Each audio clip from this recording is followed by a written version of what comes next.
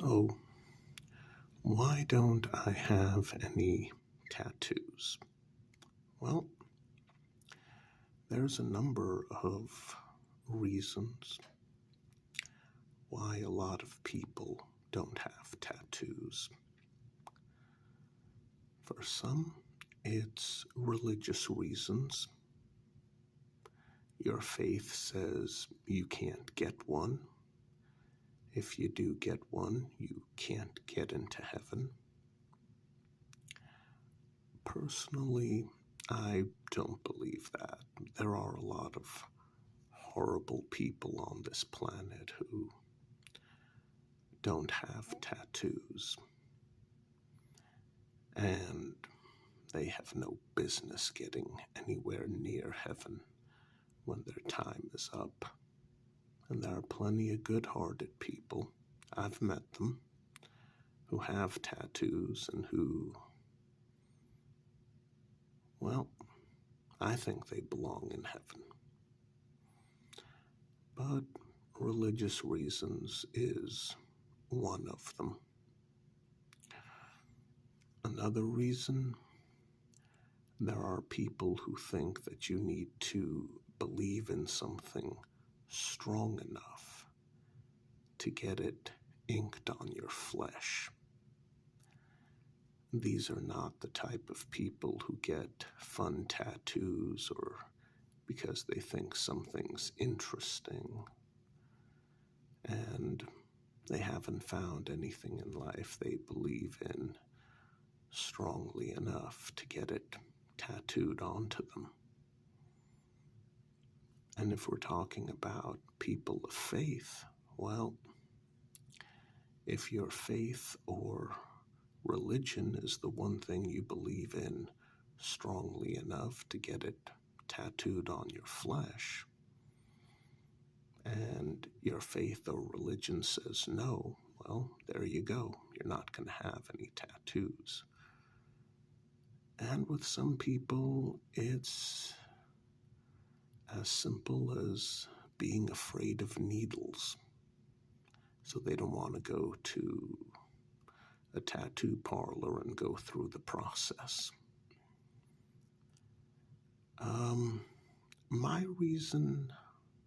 My main reason is a little different. Yeah. When my dad was a preteen, close to being a teenager, back in the old country, the former Soviet Union, he and his buddies got their hands on an improvised tattoo gun. Somehow he and his friends, they got their hands on an improvised tattoo gun. He never went into detail about where they found it, how they put it together. Maybe it was a broken tattoo gun that they found, and who knows, maybe they somehow managed to get it working again. Apparently it was a very basic tattoo gun, and he and his buddies got together one day and no clue what they were doing, started tattooing each other. Dad got a tattoo on the inside of his left wrist. Now, if you saw it, it looked like a two-string harp, the kind that a little cherub would be strumming. I mean, there's two types of harps. There's the huge, full-sized adult one that's as tall as an adult, sometimes even taller. And then you have a smaller one. Dad's tattoo looked like the smaller one with 2 strings in the middle and the letter S on top of the 2 strings. That's what it looked like. It looked like a handheld harpsichord. The smaller version, obviously, since it's handheld, with 2 strings, and on top of the 2 strings, a letter S. And yeah, this was very basic. It was very thin. It was done in dark green ink, but it was a tattoo, permanent, all that. And keep in mind, this was the Soviet Union, early 1930s or thereabouts. And tattoos were just unheard of, except maybe if you were a criminal or a sailor. But yeah, there was definitely a stigma attached. Dad mentioned that when he came home and his mom saw it, she didn't yell, she didn't scream, but he could tell that she was horribly, horribly disappointed in him. I mean, he regretted getting the tattoo almost immediately afterwards, but yeah, this was at a time and place where if you got that tattoo, it was permanent. Yeah, there weren't any type of surgical procedures in order to get rid of it. So, as a preteen, my dad lived with that tattoo his entire life until he passed away a few years ago. And, well, my dad was one of those individuals who just didn't realize how bad things really were where he lived, at least not at first. I mean, if you guys want to know realistically what the former Soviet Union was like, go get yourselves a copy of George Orwell's 1984. With the exception of the TV technology in that book, everything else spot on. Neighbors spying on each other, trying to turn each other in. Yeah, absolutely. Even family members reporting each other to the secret police or to the regular police, who would then forward their reports to the secret police for further investigation. Yeah, that was real. Shortages in terms of food and other things that people needed, even with things that they didn't technically need. In Orwell's book, characters talk about, I think they're called Victory cigarettes. And these are cigarettes that citizens can buy, and they're the absolute worst, most garbage quality that you could imagine.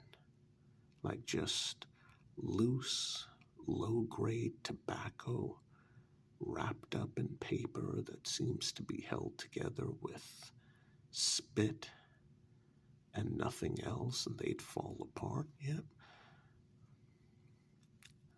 According to my dad, same thing in the former Soviet Union. They just didn't hold together. In fact, with the exception of military-grade weapons and armaments, which obviously citizens did not have access to, pretty much everything was substandard. And the reason why I never got a tattoo, and why I likely never will, is because when my dad made the mistake, well, when he made the mistake of telling a neighbor whom he thought was a friend of his, hey, the people in charge of the government could be doing a slightly better job of taking care of the people than they have been doing. Now, you say something like that here in America, and that's not even going to register. Your neighbor might say, well, maybe you're right, and that'll be the end of it. That wasn't the end of it when my dad said it. The neighbor reported him because you had this mentality, and it's pointed out in Orwell's book. But there was this mentality in the former Soviet Union that if you reported your neighbors for pretty much anything, sometimes even if you were lying, if you reported your neighbors, the mentality was that, oh, the secret police will leave me alone. They'll see that I'm helping them. Well, no, it doesn't really work that way. Because when you report your neighbors, your family members, your friends, what happens is the secret police gets your name in the reports which are forwarded to them. So now they know about you, and they're going to keep a closer eye on you. That's right. That's how it works. Now you put yourself on their radar by turning in a neighbor, a family member, a loved one. Great job, genius. So my dad was actually arrested. Oh yeah. Keep in mind, former Soviet Union. First Amendment rights, those don't exist there. So he was arrested, and apparently they were able to add some trumped up charges as well. So my dad got sentenced to 15 That's 15 years in a Soviet prison. And yeah, that's not like an American prison where prisoners actually have rights and they can sue for just about anything. Yeah, these are real prisons where prisoners are beaten, tortured. Yeah, they tried breaking my dad, but they failed miserably. When he got out after those 15 years, they realized that, oh, hey, this is someone who loves his family. He has a large extended family. Let's exile him. So they kicked him out. My dad applied for a visa, and thankfully, America took him, my mom, and me as a small child, refugee status, welcomed us with open arms. I was about 4 years old at the time. Yeah. You better believe that the secret police used my dad's tattoo in order to identify and register him into the system. Heck, American prisons do the same thing as well. The difference is, if you get sent to prison in America, you have rights. You can sue. You can talk to an attorney. You can appeal. Keep in mind, my dad wasn't arrested by the police. He was arrested by the secret police and tossed into prison. Yeah, his trial was very speedy, just like everyone else's. Very, very speedy. So, over the decades, I've noticed that same diseased, disgusting philosophy that used to exist in the former Soviet Union. Yeah, it's creeping into America. I'm a little surprised that it's not quite as bad as I thought it would be up to this point. And that's the truth. But yeah, one of the big reasons why I never got inked is because one day in America, when you get that late night knock at the door and they take you away and toss you into a prison cell, why in the world would you make it easy for them, the secret police, to identify and keep track of you because of your tattoos? I mean, a while back, when an acquaintance had changed her look up a bit. Yeah. Well, what I meant to say, a while back when an acquaintance had changed up her look a bit, I didn't recognize her at first. But I noticed, oh, this person I'm looking at has tattoos. Let me take a look. And I recognized a certain very beautiful tattoo that she had, ironically, on the inside of her left wrist. I recognized it.